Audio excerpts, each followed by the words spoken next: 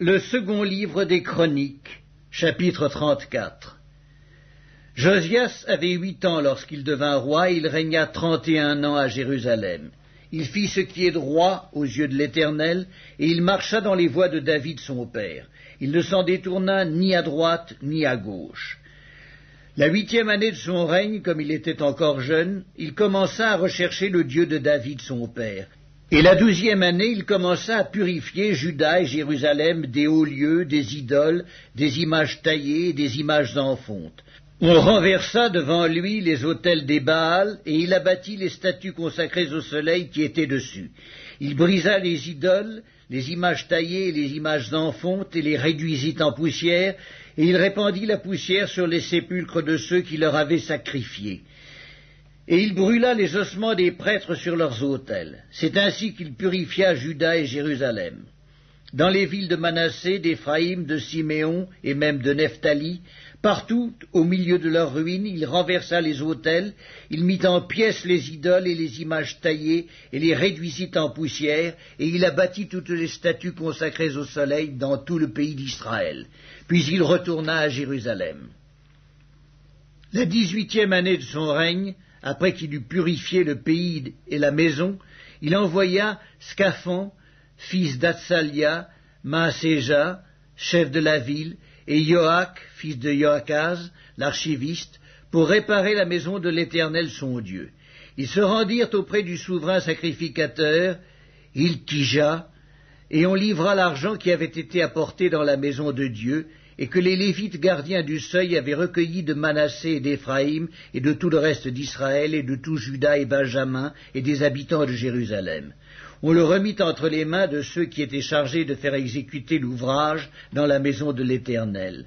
Et ils l'employèrent pour ceux qui travaillaient aux réparations de la maison de l'Éternel, pour les charpentiers et les maçons, pour les achats de pierres de taille et de bois destinés aux poutres et à la charpente des bâtiments qu'avaient détruits les rois de Juda.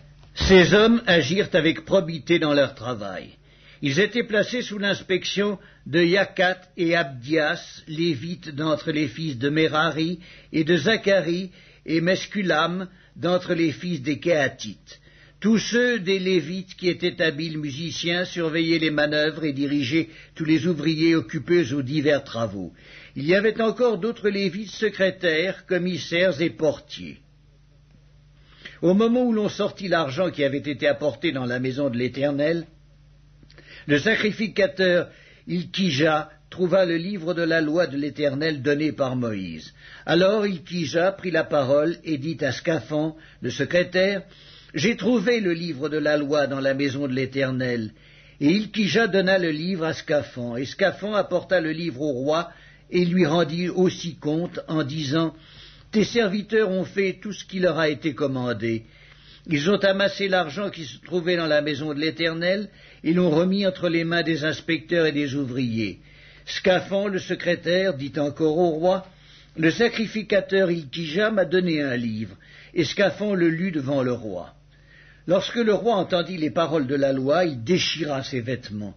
Et le roi donna cet ordre à Hilkija, à Akikam, fils de Scaphon, à Abdon, fils de Miché, à Scaphon le secrétaire, et à Asaja, serviteur du roi, « Allez consulter l'Éternel pour moi et pour ce qui reste en Israël et en Juda, au sujet des paroles de ce livre qu'on a trouvé. Car grande est la colère de l'Éternel qui s'est répandue sur nous, parce que nos pères n'ont point observé la parole de l'Éternel et n'ont point mis en pratique tout ce qui est écrit dans ce livre. » Hilkija et ceux qu'avait désigné le roi allèrent auprès de la prophétesse Hulda, femme de Scaloum, fils de Tokéhat, fils de Asra, gardien des vêtements.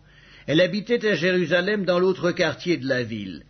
Après qu'ils eurent exprimé ce qu'ils avaient à lui dire, elle leur répondit, « Ainsi parle l'Éternel, le Dieu d'Israël. Dites à l'homme qui vous a envoyé vers moi, ainsi parle l'Éternel. Voici, je vais faire venir des malheurs sur ce lieu et sur ses habitants, toutes les malédictions écrites dans le livre qu'on a lu devant le roi de Juda. Parce qu'ils m'ont abandonné et qu'ils ont offert des parfums à d'autres dieux afin de m'irriter par tous les ouvrages de leurs mains, ma colère s'est répandue sur ce lieu et elle ne s'éteindra point. Mais vous direz au roi de Juda qui vous a envoyé pour consulter l'Éternel, « Ainsi parle l'Éternel, le Dieu d'Israël, au sujet des paroles que tu as entendues. Parce que ton cœur a été touché, parce que tu t'es humilié devant Dieu en entendant ces paroles contre ce lieu et contre ses habitants, parce que tu t'es humilié devant moi, parce que tu as déchiré tes vêtements et que tu as pleuré devant moi, moi aussi j'ai entendu, dit l'Éternel. Voici, je te recueillerai auprès de tes pères, tu seras recueilli en paix dans ton sépulcre, et tes yeux ne verront pas tous les malheurs que je ferai venir sur ce lieu et sur ses habitants. » Ils rapportèrent au roi cette réponse. Le roi fit assembler tous les anciens de Juda et de Jérusalem. Puis il monta à la maison de l'Éternel avec tous les hommes de Juda et les habitants de Jérusalem, les sacrificateurs et les Lévites, et tout le peuple, depuis le plus grand jusqu'au plus petit. Il lut devant eux toutes les paroles du livre de l'Alliance qu'on avait trouvé dans la maison de l'Éternel. Le roi se tenait sur son estrade, et il traita alliance devant l'Éternel, s'engageant à suivre l'Éternel et à observer ses ordonnances, ses préceptes et ses lois, de tout son cœur et de toute son âme, afin de mettre en pratique les paroles de l'alliance écrites dans ce livre. Et il fit entrer dans l'alliance tous ceux qui se trouvaient à Jérusalem et en Benjamin. Et les habitants de Jérusalem agirent selon l'alliance de Dieu, du Dieu de leur père.